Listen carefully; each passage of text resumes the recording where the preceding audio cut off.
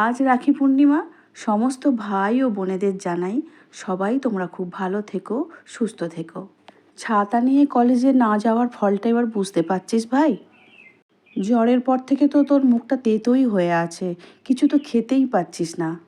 আর আজ রাখির দিন শুধু মিষ্টিমুখ করলে কি হবে?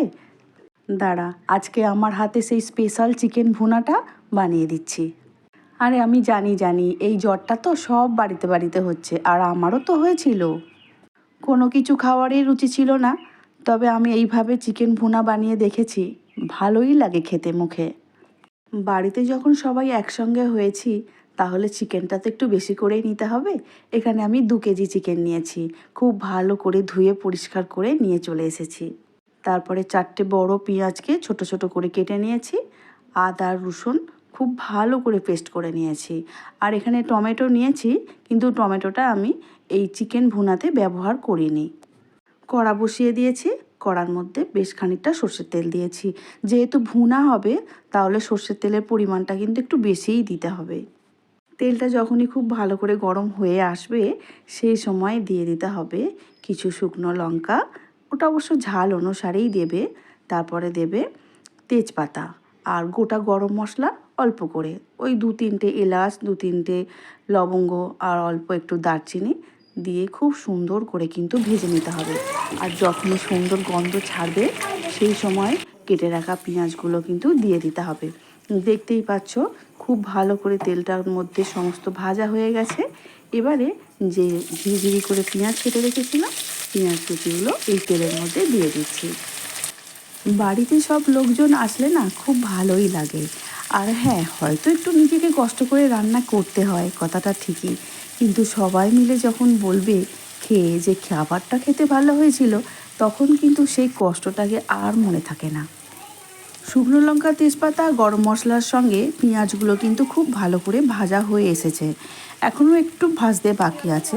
ঠিক সেই সময় আদা রসুনের যে পেস্ট করা ছিল, সেই আদা রসুনের পেস্টটা এর মধ্যে দিয়ে দেব।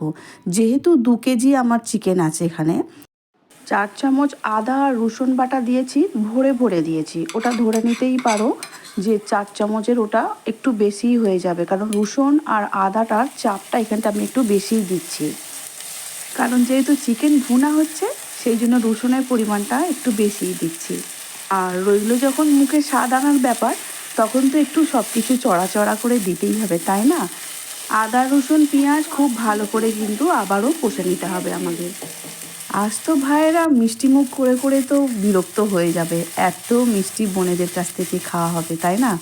কিন্তু দুপুরে কিংবা রাতে এইভাবে যদি একটু কষা কষা চিকেন হয় না, রুটি কিংবা পরোটা বা ভাতের সঙ্গে কিন্তু দারুণ লাগবে খেতে।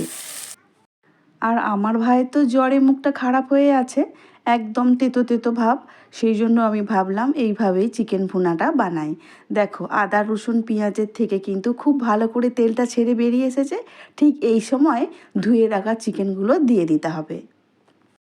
মনে রাখতে হবে আদা রসুন পেঁয়াজটা কিন্তু খুব ভালো করে ভাজা হয়ে যেতে হবে, তা না হলে কিন্তু পেঁয়াজ আদা রসুনের যে গন্ধটা চিকেনের সঙ্গে কিন্তু ভালো লাগবে না। হ্যাঁ, আমি জানি পরেও অনেকক্ষণ ধরেই কষতে হবে, আর এই পুরো প্রসেসটা কিন্তু কষার মধ্যেই হবে, এখানে কোনো জলের ব্যবহার আমি করব না। চিকেন খুব ভালো করে মশলার সঙ্গে মিশিয়ে নিতে হবে। আদা রসুন পেঁয়াজের মধ্যে মিশিয়ে নিয়ে চিকেনটা আমি 3-4 মিনিটের জন্য খুব ভালো করে ভেজে নেব। প্রথমেই কোনো নুন দেব না এখানে, ভালো করে শুধু ভেজে নেব। খুব ভালো করে ভাজা না হলে নুন দিয়ে দিলে তখন কিন্তু চিকেন থেকে জল বেরিয়ে আসবে, আর কষাটাও কিন্তু ভালো করে হবে না। অনেকটা চিকেন তো, তাই নাড়াচাড়া করতে একটু অসুবিধা হচ্ছে। চিকেন কষতে কষতে কিন্তু অনেকটাই কমে যায়, তখন কিন্তু আর কোনো অসুবিধা হবে না। আমাদের চিকেন কিন্তু ভালো করে ভাজা ভাজা হয়ে এসেছে। এবারে এর মধ্যে সমস্ত মশলাগুলো দিয়ে দিতে হবে। দিয়ে দিচ্ছি পরিমাণ মতো হলুদ, মানে আমি এখানে 1.5 চামচের মতো হলুদ দিচ্ছি। লঙ্কা গুঁড়োটা স্বাদ অনুসারেই দেব। আর 1 চামচ জিরে গুঁড়ো, 1 চামচ ধনে গুঁড়ো দিচ্ছি। লঙ্কা হলুদ জিরে ধনে দেওয়ার পরে আবারও খুব ভালো করে কষে নিতে হবে। ফোড়নে আমি 3-4টে কাঁচা লঙ্কা ভেঙে দিয়েছিলাম, সেই অনুসারে লঙ্কা গুঁড়োটা দিতে হবে। আর আমি এখানে, যেহেতু মুখের স্বাদের ব্যাপার আর ভুনা হবে, একটু ঝাল ঝাল খেতে ভালোই লাগে, সেই জন্যই আমি এখানে 1.5 চামচের মতো লঙ্কা গুঁড়ো দিয়েছি। তোমরা তোমাদের স্বাদ অনুসারে লঙ্কা গুঁড়ো দেবে। আবারও একটু মশলাগুলো দেওয়ার পরে খুব ভালো করে কষে নিচ্ছি। কী রে, কষার গন্ধ ছাড়তে না ছাড়তেই রান্নাঘরে চলে এসেছিস? এখন তো কষার কোথায় কি, এখনও অনেক বাকি। একটু চুপ করে বস, ভালো করে হয়ে যাক, আমি ঠিক তোকে ডাকবো। ছোটবেলায় যখন ভাই বোন একসঙ্গে বেড়ে ওঠা, মা যখন চিকেন কষতেন, এইভাবেই আমরা বাটি নিয়ে মায়ের কাছে চলে আসতাম। তখন কি মজাই না হতো, আজ আমাদের চিকেন হচ্ছে আর আমরা কষার মাংস খাবো। আর এখন তো প্রত্যেক ঘরে ঘরেই যখন তখনই চিকেন রান্না হচ্ছে। আমাদের ছেলেবেলাটা কিন্তু এরকম ছিল না। কবে হবে তার জন্য কিন্তু একটু অপেক্ষাই করে থাকতাম। হ্যাঁ, মশলা দিয়ে চিকেন কিন্তু খুব ভালো করে কষা কষা হয়ে এসেছে। এই মুহূর্তে কিন্তু পরিমাণ মতো নুনটা দিয়ে দিতে হবে। নুন দেওয়ার পরে আবারও কিন্তু খুব ভালো করে চিকেনের সঙ্গে মিশিয়ে নেবে। তাই তো আমি এখনও নিজের ছেলে মেয়েদের বলি, তোদের ইচ্ছা হলেই চিকেন কিনে নিয়ে আসছিস আর তোরা খেয়ে ফেলছিস রান্না হয়ে গেলেই।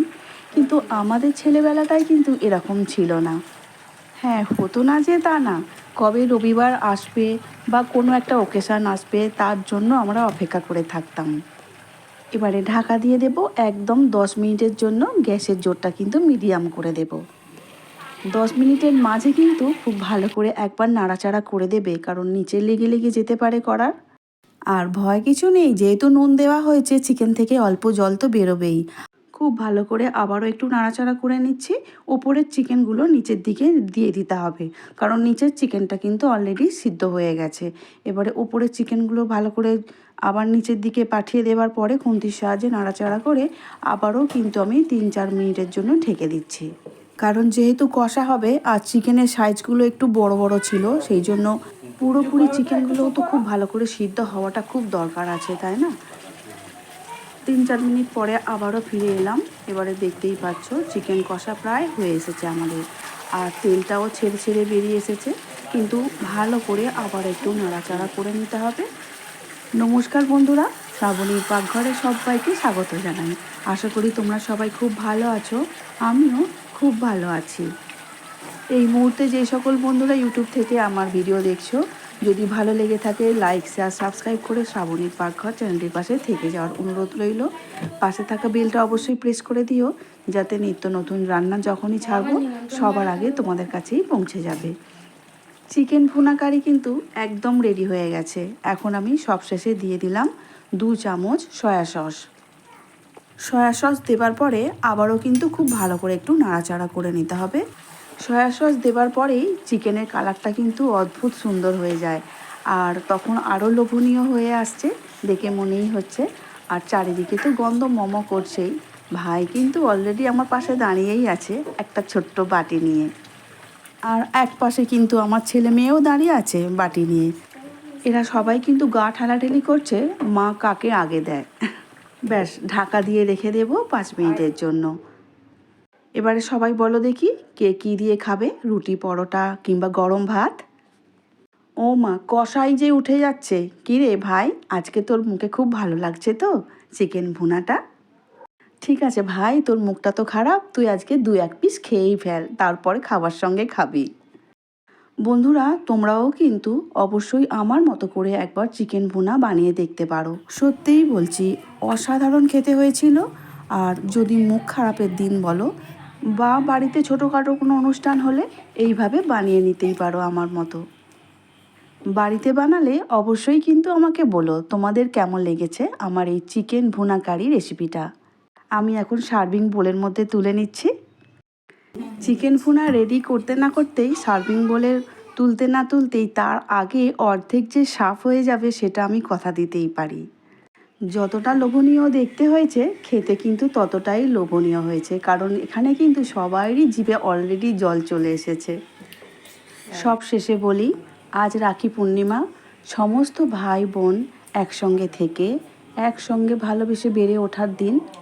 মা বাবাকে যেমন আমরা ভালোবাসি শ্রদ্ধা করি, সেই রকমই ভাই বোনের সম্পর্কও কিন্তু মধুর সম্পর্ক, ভালোবাসার সম্পর্ক। তাই তো বলি, যদি এখনও ভাইয়ের সঙ্গে বা ভাইকে বলছি, তোমার যদি বোনের সঙ্গে কোনো রাগারাগি বা কোনো মনোমালিন্য হয়ে থাকে, আজকের দিনে ভাই বা বোনকে একটা ফোন করো। আজ তাহলে আসছি, দেখা হবে অন্য দিন নতুন রেসিপি নিয়ে। সবাই খুব ভালো থাকবে, সুস্থ থাকবে। ভিডিওটা দেখার জন্য ধন্যবাদ।